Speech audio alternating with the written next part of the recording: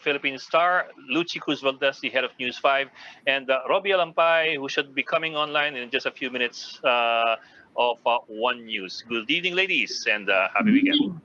Hello. Happy Monday. Happy weekend. Nakikiusap ako sa'yo. Okay. Anyway, but we're starting late, so I suppose we should jump right into the discussion, Yes. Kasi we're actually 10 minutes late already. Yeah. Our first guest for tonight is somebody very well known. It is Dr. Edsel Salvana. He's of course an infectious disease expert and the director of the UP Manila's Institute of Molecular Biology. Dr. Salvana, thank you po for joining us tonight. Good evening to everyone. Good evening. Good evening, Doc. Hi, sir. Happy to be here. Sir, of course, you want to talk about a lot of things, among them yung antigen testing. Pero let's start off with something more urgent kasi beginning today, in-implement na doon sa public transportation system yung reduction ng social distancing from 1 meter dati. Now it's 0.75 meters, which is para simple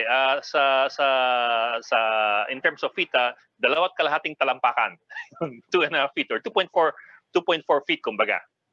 So tapos after 2 weeks, kalahating metro na lang, so that's around 1.5 feet, and then 2 weeks after that, 1 foot na lang or 0.3 of a meter.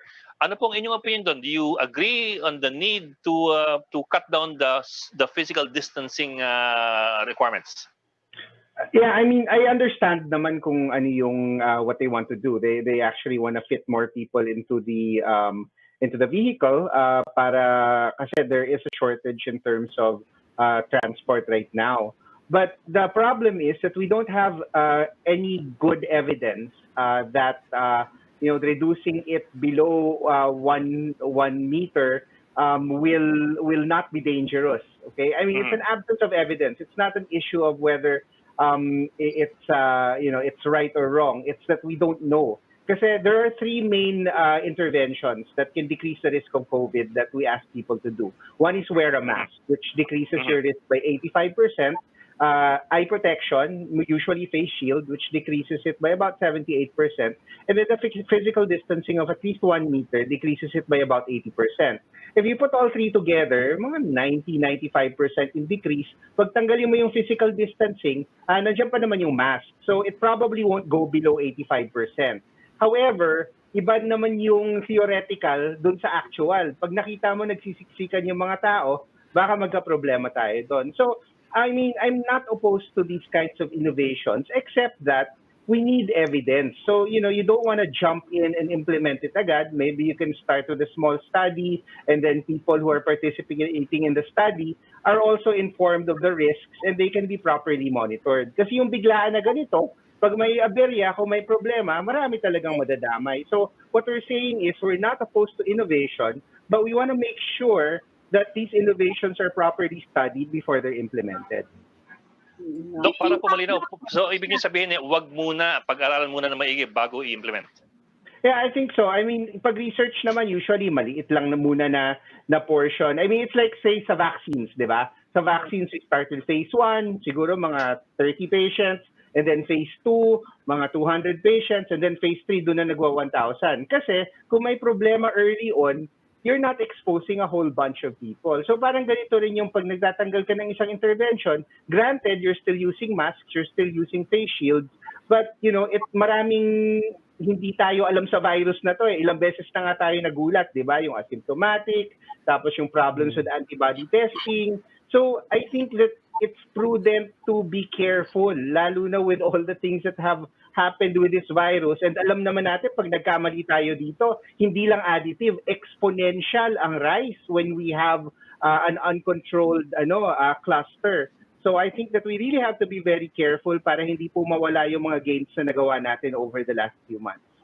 Doktor, sabi nga ng DOTR, meron nga daw, tutuloy naman daw yung face shield, yung face mask, saka bawal pa rin yata magsalita. Pero nakita namin kanina, pati yung pagtayo sa aisle, pwede na eh. Di ba there are also studies na exposure, kahit hindi kayo magkaano ng droplet, exposure sa isang infected up to 15 minutes, pwede kang mahawa. Hindi ba may risk din yon? Kasi mas dikit-dikit nakatayo na yung iba dun sa aisle, nakita namin eh. Yeah, well, that's the thing talaga. Kasi ang definition natin ng close contact is within 1 meter for 15 minutes. So actually, close contacts na yon. Kung may isa doon na positive, kung sino man malapit ng less than 1 meter sa kanya, you have to quarantine all those people. Granted, the face shield and the mask will decrease the overall risk, but that doesn't completely eliminate it. Kasi for instance kami, mga doctors, yung ginagamit namin ng mga level 3, level 4 PPE, yung para naka-bunny suit kami, Yes. yun almost 100% yun. Kaya namin nahahawakan yung mga pasyente. Pero itong mask at shield, alam mo yung iba naka-cloth mask lang, yung iba yung shield, medyo UP-UP pa, yung iba inaakyat nila, binababa nila. It's not a controlled situation. So I think that we have to be careful kasi if we can ensure 100% ng tao naka-mask, 100% tao naka-face shield, tapos mamomonitor natin sila na maayos. Pero kasi iba naman yung reality eh. The reality is hindi perfect itong mga interventions na to, and the more that we use to decrease the risk, the better. And we can't afford to remove something that is beneficial if we're not sure kung ano yung magiging epekto nito. Doctor, ako yung tanong ko is not really on the level of the medical science. It's not on the level of research and data. Ang tanong ko is really on the side of just the communications. I mean, as doctors, as scientists, as researchers, you know, it's hard enough. It was hard enough communicating to people how to properly behave. Even social distancing needed some time before kumagat sa mga tao. Ang tanong ko is, on the communication side, on the behavioral communication side, I mean, how concerning and how frustrating is it to be getting these infographics, for example, as if you're encouraging people to not tumayo at umupo even closer?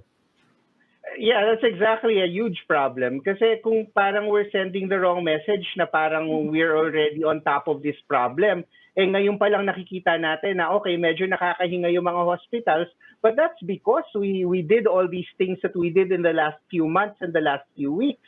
So this is not the time to ease up. You know, we want to make sure na at least 14 days, 1 month or 2 months na sustained itong gains natin. I mean, we're seeing the number of deaths start to increase, and admittedly, you know, that may delay naman talaga doon. Kasi mas mabagal mamatay sa COVID rather than yung nagkakaroon ka and becoming symptomatic. But, you know, the indications are that this is really for the long haul, at least until we get a vaccine. And even if we get a vaccine, matagal pa yan. Kasi syempre, i-distribute mo.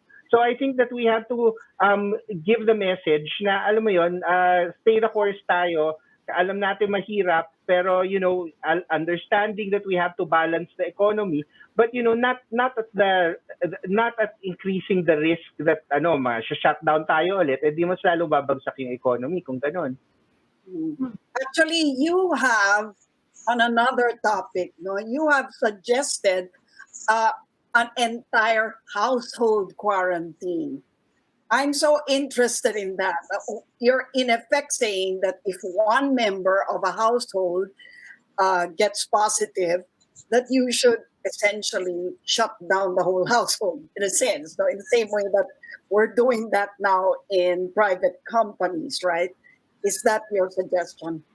Well, it's not a suggestion. It actually should be standard. Why? Because household contacts are all considered close contacts.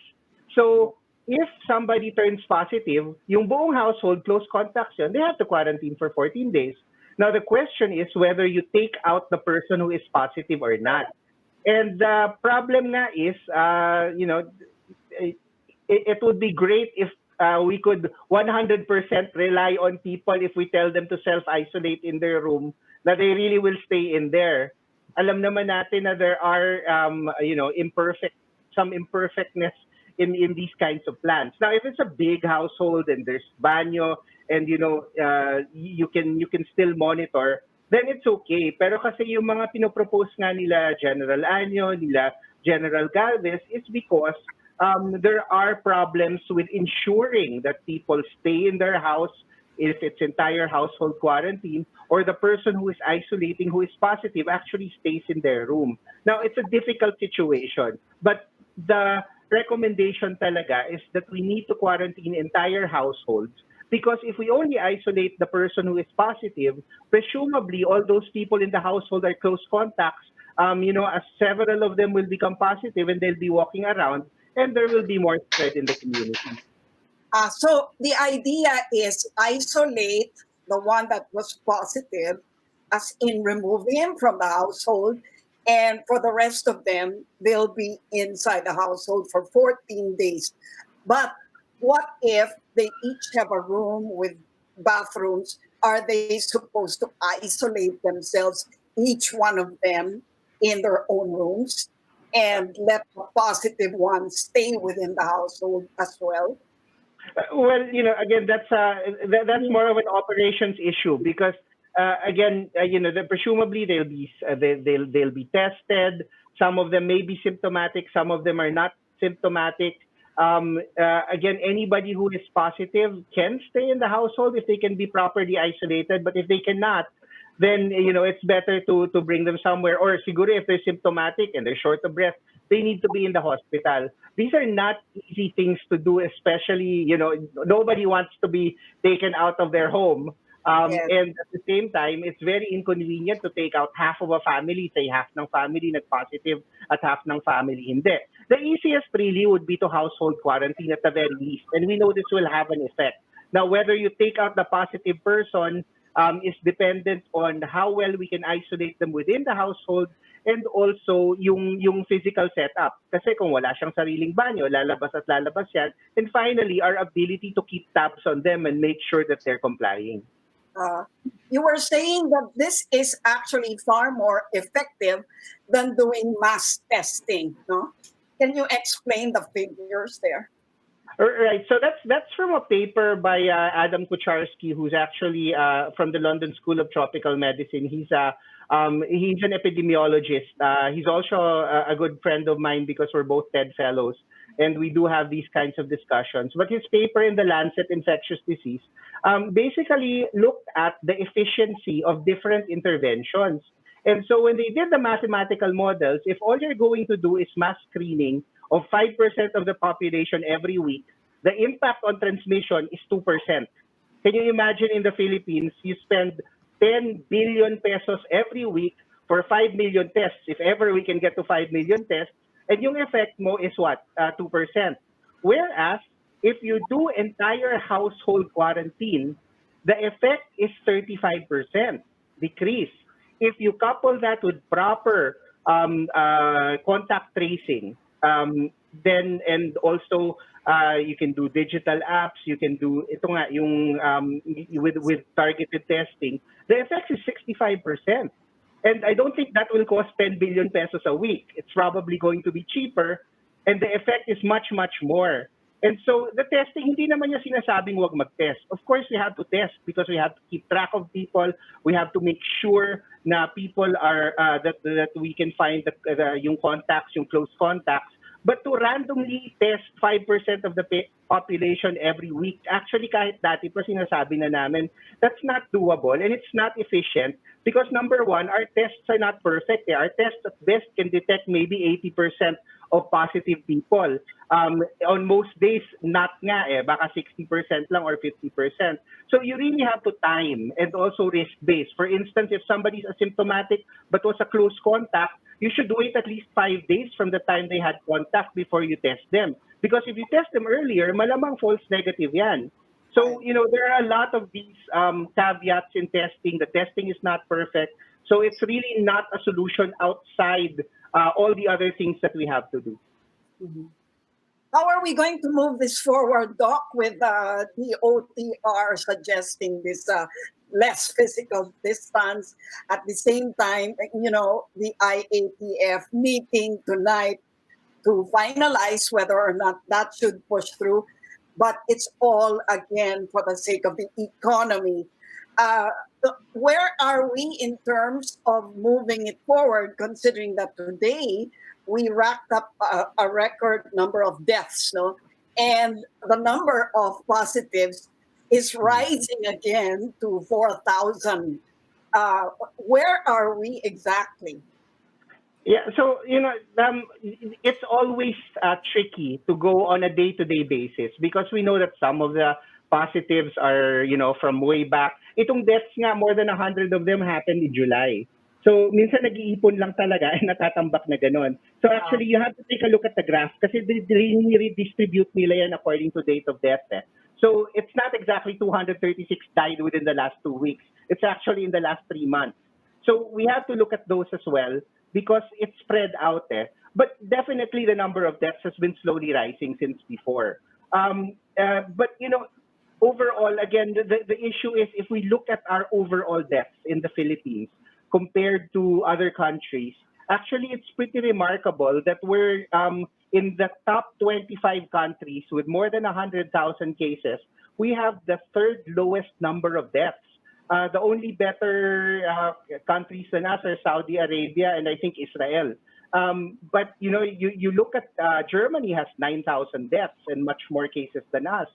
Italy has 38,000 deaths. Can you imagine? We have 4,000. That's remarkable considering our number of cases. And this is because we shut down early. We've been doing some modeling. And if we had shut down 2 weeks later, 10, 20, 30,000 deaths, sigurado. Because again, exponential ang increase sa infectious diseases. And so the decision to shut down saves lives on a daily basis exponentially. Kasi the other nice thing about shutting down early is that it gives your healthcare system time to adjust, and we also learn how to treat the virus much more efficiently, and we can ramp up. So if there is one really good thing that this government did, it was shut down early because even a 2-week delay would have meant 10, 20,000 more deaths. Pero in the Doctor, meantime, I'm just- Doctor, seeing the latest developments now, kailan lang nag-request ang mga medical community ng time out 2 weeks? Sa ngayon, yung mga nangyayari ngayon, what else do you want to see in terms of the government response? May mga kulang pa ba? What do you want to see ramped up? What do you want to see na matigil? Meron bang mga ganun kayong suggestions? Yeah, I mean, I advise the DOH, I advise the IATF, and I think we already have the tools to defeat this epidemic. The problem is really adherence, ensuring that people, wear the masks properly, consistently. Nakakasawa rin kasi, admittedly naman, lahat naman tayo ang hirap magmamask ka buong araw. Yung iba nga sa bahay, lalo na if somebody is exposed, and you know that you might not be able to physical distance properly. We know what works, but it's difficult. But yun nga yung kailangan talaga natin, bantayan natin. And also, I think it's really important that we're united in this. Kasi, there's a lot of noise, there's a lot of fake news, there's a lot of acrimony. Ito nga, di ba, syempre ngayon, tinitira natin ang DOTR. Understandably, there's a lot of disagreement in that. But what we really need is good dialogue. Kasi if you start yelling at people, they're not going to listen to you, di ba? So we have to talk and say, wait a minute, we don't think that's a good idea. Maybe we should sit down and talk about it. This is what we think.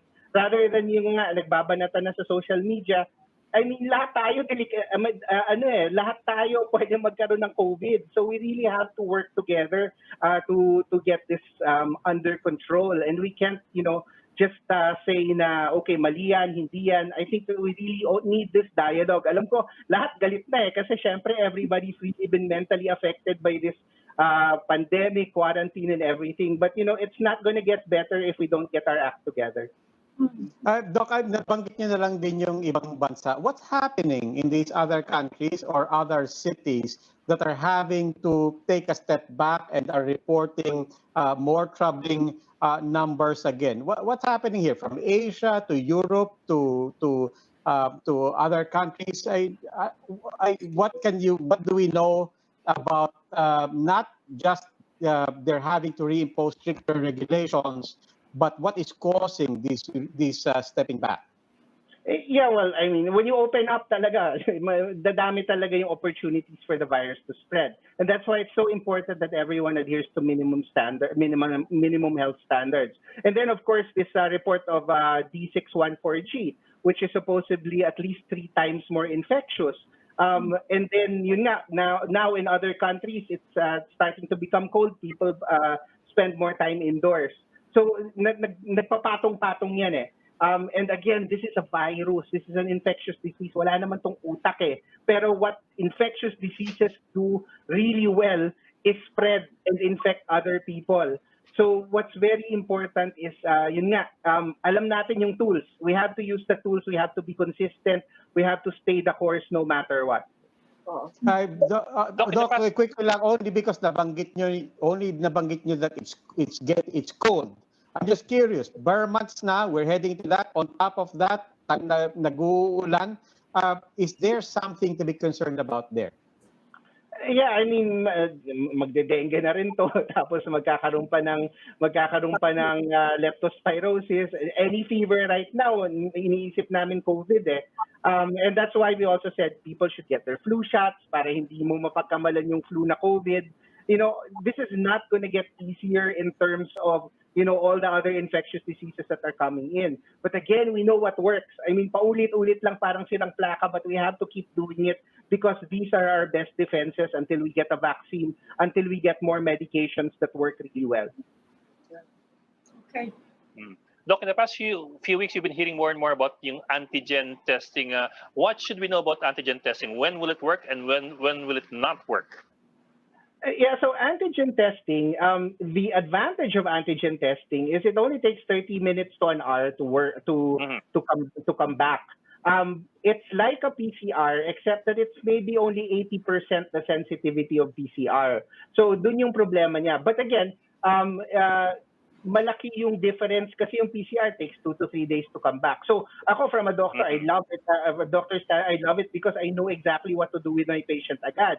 And yun nga, the only problem is, kung positive siya, sigurado akong positive na siya. Kung negative siya, I have to think about, well, is it just missing the disease? Do I need to do other tests? But just to get somebody back na positive almost, you know, in 1 hour is a big thing.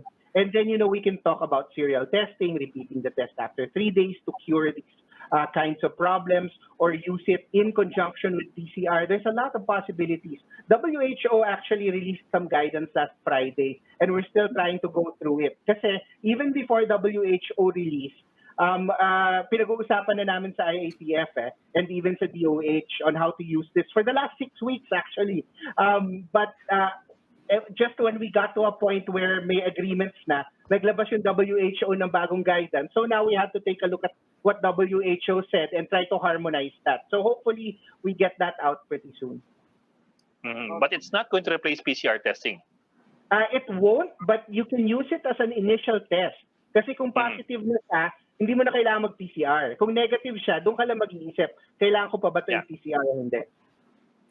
Meron pa bang value yung antibody, or talagang that's really outside the door na?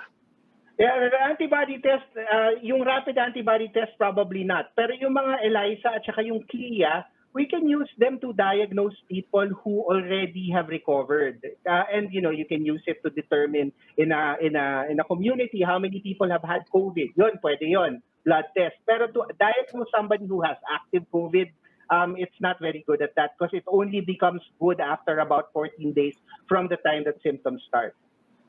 Yeah. Okay.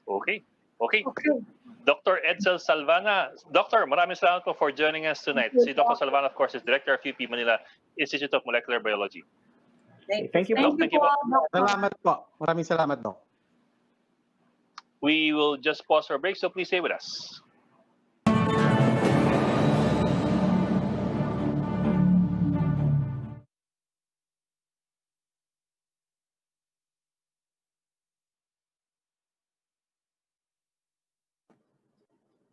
Nick, Prof.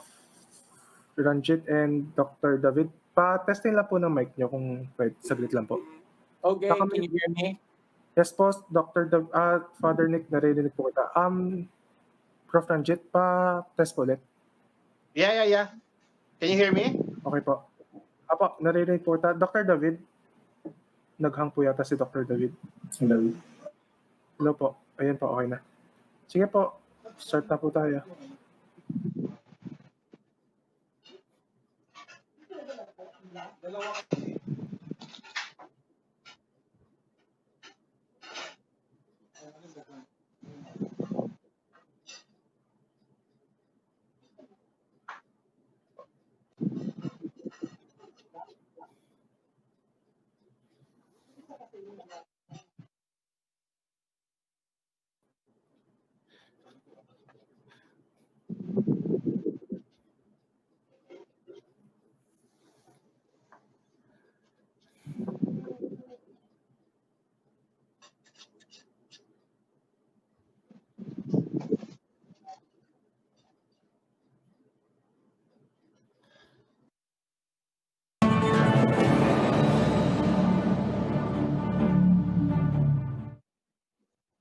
Welcome back, the Chiefs. We're now in the final stage of our conversation. Joining us are Professor Ranjit Rai, Dr. Guido David, and Father Nicanor Austriaco of Octa Research. Gentlemen, welcome back to the Chiefs.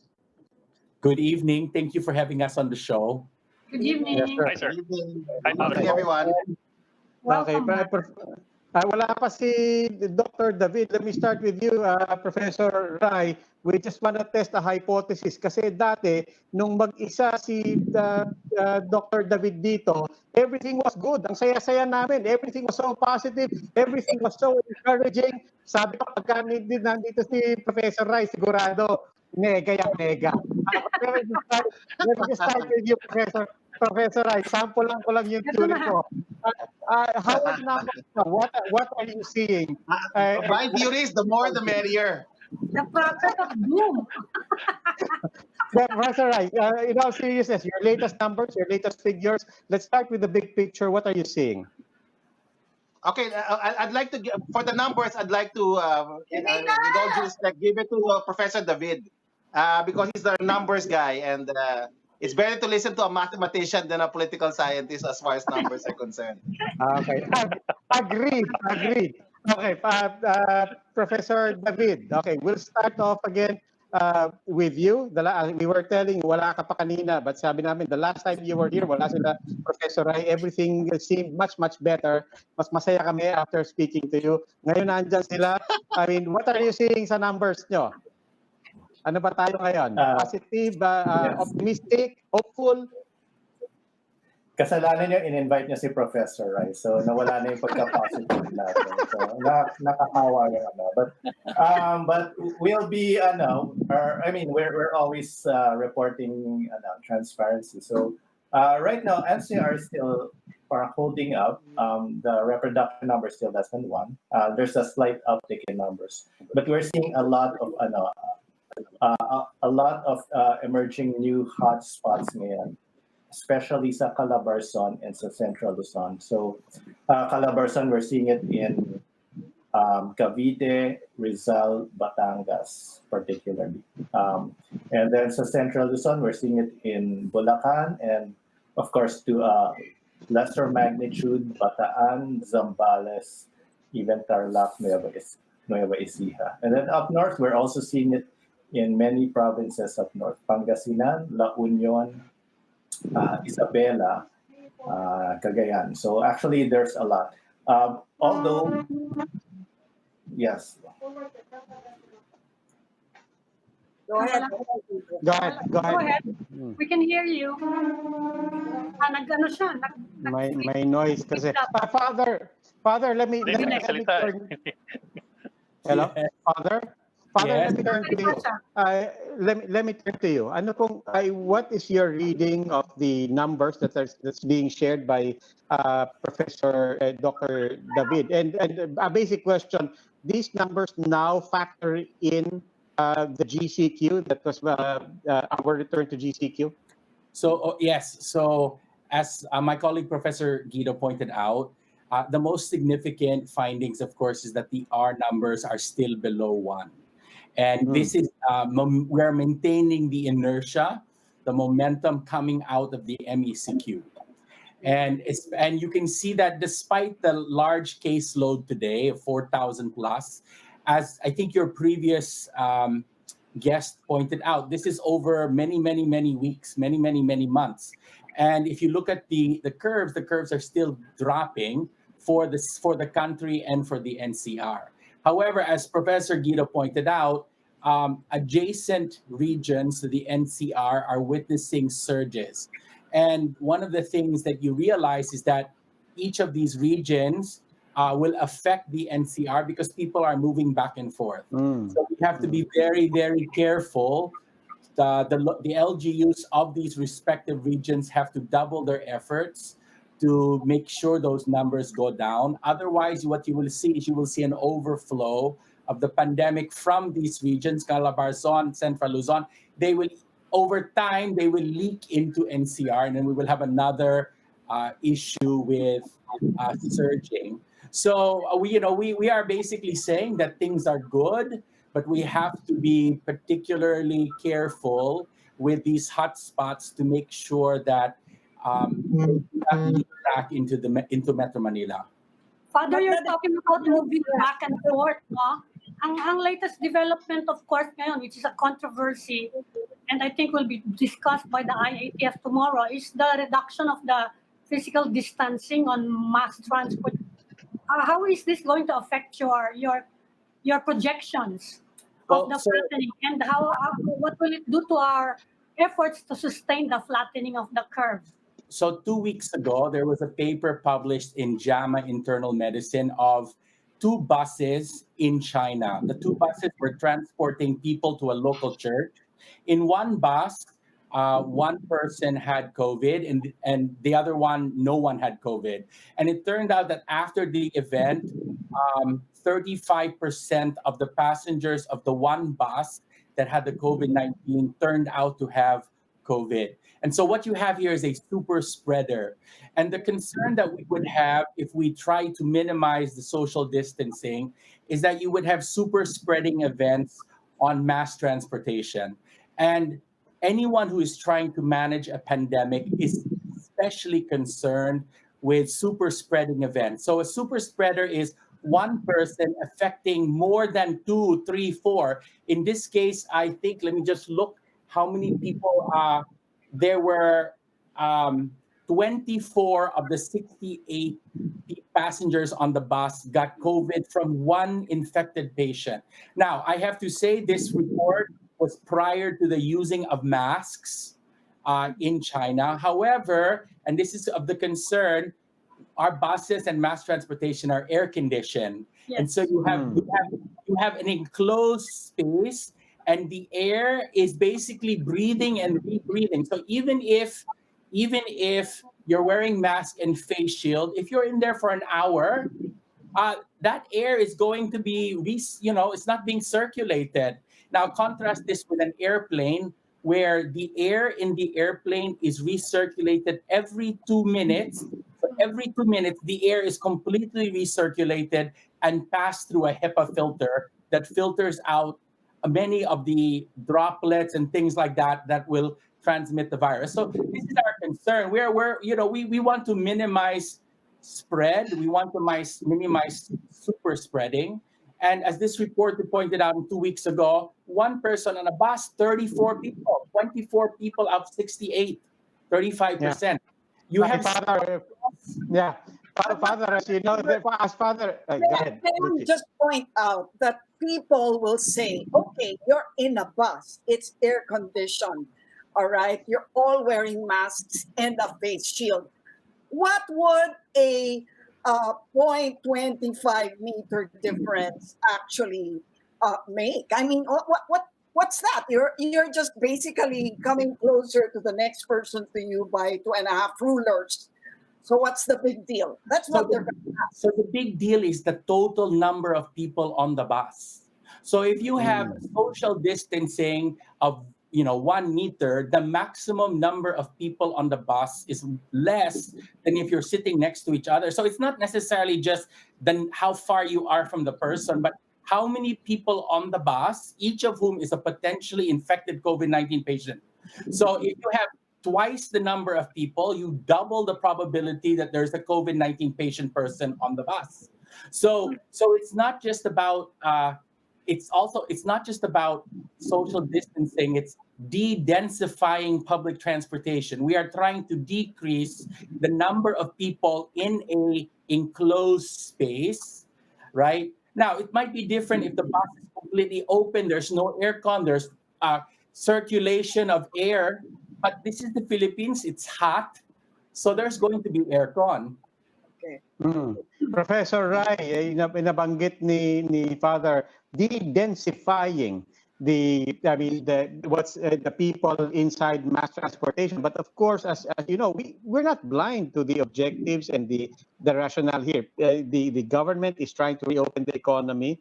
They want to move more people to more places and allow them to get back to work. What options does government have right now? Now that you factor in, as we've been talking about this for the past month or so already, a reopening of the economy.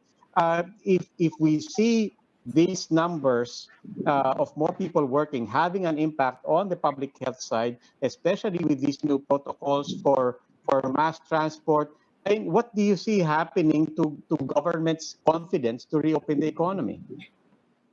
Okay, so number one, we just want to make it clear, Octa Research is against this move of the DOTR to reduce the distance, no, in public transportation vehicles, no, whether it's bus or jeeps, no. We understand the agenda is to get more people out to work, no, and we understand that this has also impact on the business side of buses and lalo na our jeepneys, no, who are languishing. Yes. Naputol ulit. Mm. Mm. Well, nagpo-protesta nga. Well, what about Professor David? Professor David, balik na ba kayo? Is it Yes, going hi. is it going to affect your projections for maybe the next month? Etong reduction ng physical distancing on mass transport, is it going to affect your projections?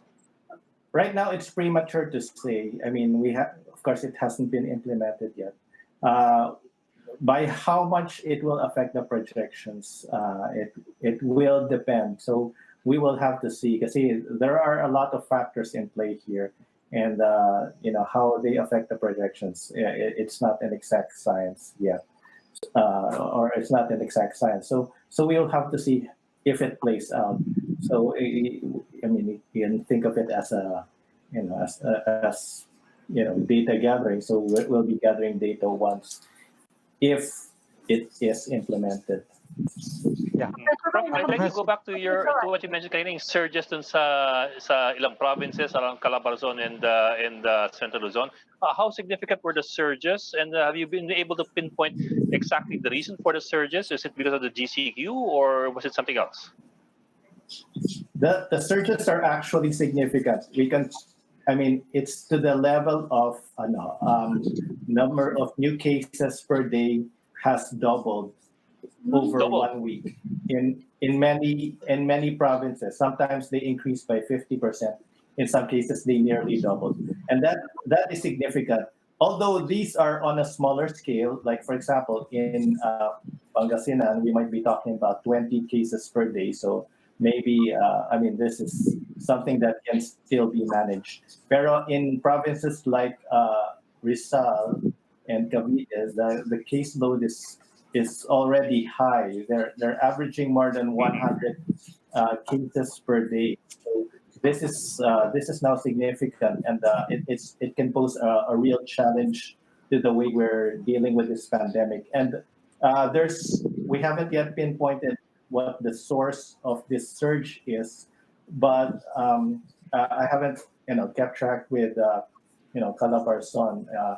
I know some provinces are still in GCQ, so I'm not sure if reporting, because the Department of Health has said that we should expect an irregularly high number in the coming days. They said this last Friday. So this has nothing to do with the recording. These are new cases, in effect. That's what you're saying. Well, we're seeing also the trend in positive tests. So the surge is actually, we think it's real. There's also an associated increase in positivity rate, although the positivity rate increase is slight. But we think at least it's an uptick. But the number of new cases, is doubling in some provinces. This is significant. So we don't see it as just being an uptick. In some provinces, it could be an uptick. In NCR, there was a slight increase. So, but overall, as Father says, it's still decreasing. So NCR is still okay right now. But if there is a surge in the nearby provinces, as Professor Ranjit and Professor Father Nick has mentioned, then it could affect the pandemic in NCR. Professor Ryan, Professor, but when you nakabalik na si Professor. Come again, yeah. Yeah, no, Yan, I kayo? cut off earlier. Yes. I wanted to answer Robbie's question. We need to increase buses and jeeps. There is enough leeway in the Bayanihan Hilas 1 Act for us to expand what we call service contracting, and I think that's the way to go. Government subsidizes part of the cost of expanding transportation. There's the bus rapid transit, which they can fast track. So there's quite a number of other options apart from apart from what they plan. So we need to expand number of jeepneys and buses flying the routes. So that's what I think. Yeah. Okay. So deploy Professor, more mass transport units instead of reducing the physical distancing. Yes. Yes. Are you going to report this to Malacanang? Because you're being consulted na by the IATF, di ba? Yeah. We're submitting tomorrow our latest findings, and so we're hoping that it will have some impact. We're really against this. Changes in policy. It will cause confusion. It's hard to Yes. administer and sustain. And we feel strongly that if we're not, the masks we're using, for example, are not all the same. Okay, Yes. and the only thing stopping us is the physical distancing. Not all masks are created equal, especially in an enclosed area. So cloth masks are not known to be very effective as compared to N95 or the surgical masks. So again, there has to be more study put into this policy change or program change, no? And that's because we don't have that study. I don't think we should change our rules on our protocols on physical distancing. And maybe we hope that DOTR will reconsider this. okay. Ay, Professor David, yung question lang ako dun sa yung sa R naught at sa positivity rate we're saying is still relatively stable. R naught is still below 1, as you said. But when we say that, are we talking about NCR or are we talking about the national numbers? For NCR, it's still below 1. Nationally, it's almost at 1. So it's being balanced by the lower number in NCR, and also other major areas like Cebu is below 1, of course. Some of the previous hotspots we mentioned have decreased in numbers. So Bacolod is now on a decrease, on a decline. Ilo and Capiz are also on a decline. Pero it's now being counteracted by the increase in Calabarzon. In Bulacan, Bataan, and Zambales, their R is now greater than 1. It's around 1.2 in those provinces. So those are definitely, causing the overall average to go up. Yeah, okay, because that was actually why I was asking Father also, because if we're saying the numbers are troubling outside of the urban centers, but we're seeing nationally the numbers are stable, then inversely what we're saying is on the other side of what we're seeing in the countrysides, in the provinces around these urban centers, that the urban centers are actually not only stable, they're still showing really good numbers, really encouraging numbers. Is that right? Yes, that is correct, Robbie. So yung NCR and Cebu have stable numbers, a slight uptick, but it's still below 1. But now we're seeing the increase in Calabarzon and Central Luzon, and some of the northern provinces, I think in Region 1 and Region 2. The mayors have recently, actually today, come together to vote that there should not be major gatherings on dusk. In fact, I think they're banning going to cemeteries altogether. You agree that that's a wise move, considering, it's an age-old tradition. I think Father should comment on that because he's the priest. So he's the one who's gonna supervise the prayer. So The typical answer for mass gatherings is that mass gatherings are possible. People can maintain minimum health standards of social distancing with masking and with shields. The challenge, of course, is that this is going to be incredibly difficult here in the Philippines. So my mother is from Bicol, and this week is their fiesta. And what they had to do for Our Lady of Peña Francia is they had to lock down Naga to prevent people from coming, millions of people from descending on Naga for her feast day. And I think the Mother of God understands because she loves her children. She understands that sometimes you cannot visit your ina if this is going to cause a lot of illness. And I think the same thing happens here for All Saints and All Souls in November, right? So our deceased loved ones, they know more than we now. They hopefully in the sight of God, so they understand that we are fighting a once in a century pandemic. Many of them remember when they went through the pandemics in their day and age. So when you have a supernatural perspective, I think the Lord understands. But we have to, and I think that we have to move our celebrations and our prayer to the home, right? So, and even here, we have to be very careful because you have to shield Lolo and Lola. And the danger is that you will go to your Lolo and Lola's house and without proper precautions, and you will bring the virus with you. So I think, there is a legitimate place, of course, for prayer, especially now.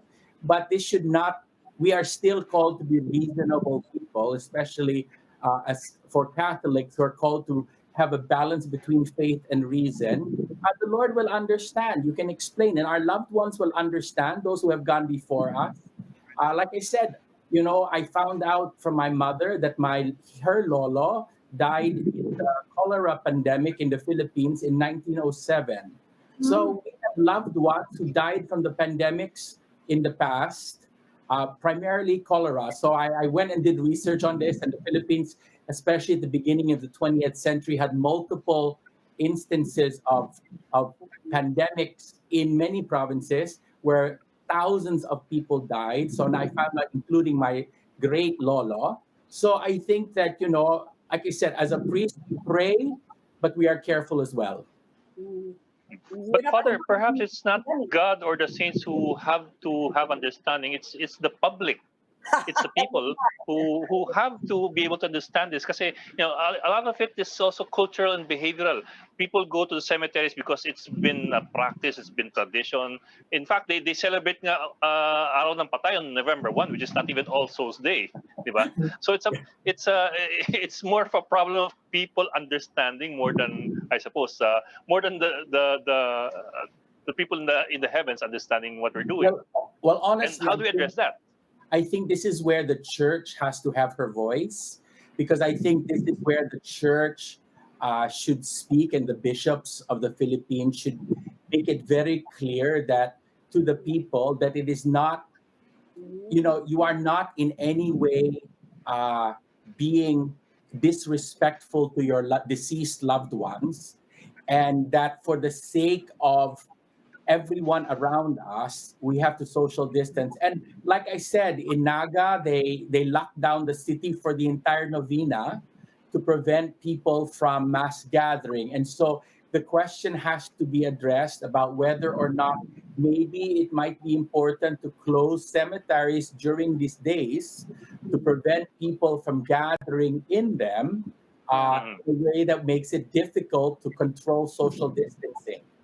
That's a good idea, no, for the church itself, for the church themselves to actually. She has, because if the government says it, the people will not listen. But if the bishops and the priests say, look, this is the time when we have to make sacrifice, and for the sake of the country and for the sake of all of us, and then you have a conversation between the church and the government, and the civil authorities can close the cemeteries, and the church can explain to the people that this would not be a problem. There are good reasons why we have to do this year, and we can hope for a wonderful celebration next year, double double the amount of celebration. All right. Okay. Okay. Okay. Always a pleasure to have our trio of experts from Octa Research with us. Maraming salamat po, Professor Ranjit Rai, Dr. Guido David, and Father Nicanor Austriaco of Octa Research. Thank Gentlemen, you. maraming salamat po Thank for you. joining us tonight. Be safe. Salamat po. Salamat. Yes. God bless. Okay. Sorry. Ayan. Okay. Dapat tayo na. Positive ko rin naman yung message nila kayo naman. Hmm. Oo. Generally positive pa rin. Kaya nga si Professor Rai hindi nakapag-ano eh. Yan lang sa mga Tinutol na. Nakapag-cambio eh. Tinutulan ng data. Wala pa, kulang pa nga daw, pero baka suspended. Anyway, we're waiting for an announcement again. That's right. So, Oh yeah, it's a ano bang Monday. before we wrap up, amin na bang latest update dyan? We're just basically waiting for the Yes. IATF meeting and President Duterte, we're expecting to speak. Yeah, merong alert ang Malacanang na tonight. Kaya baka may decision din dyan sa mass transport na yan. So baka although bukas pa yung IATF meeting with Octa. Saka yung baka magsalita siya about the PhilHealth report which was submitted today. Tignan natin. Okay. Okay. And also maybe also about Pemberton who left over the weekend. Yeah. Wala na si Presidente doon. I think sa kanya tapos na.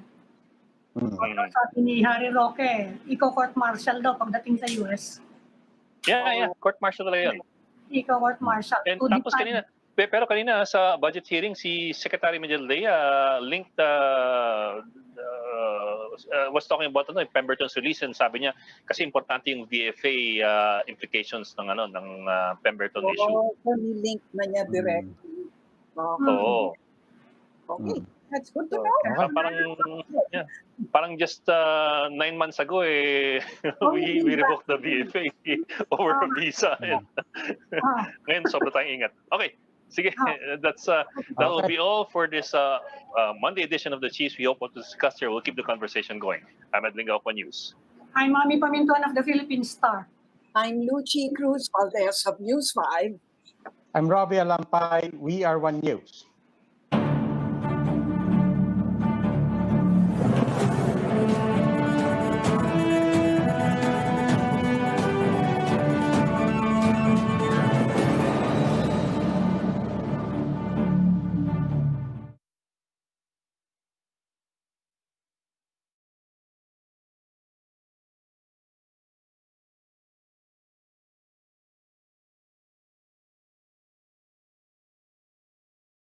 Pasahero at kulang ang maisasakay nilang pasahero, mahihirapan po sila at hindi po sila papasada kasi nalugi po sila. Meanwhile, Clean Air Philippines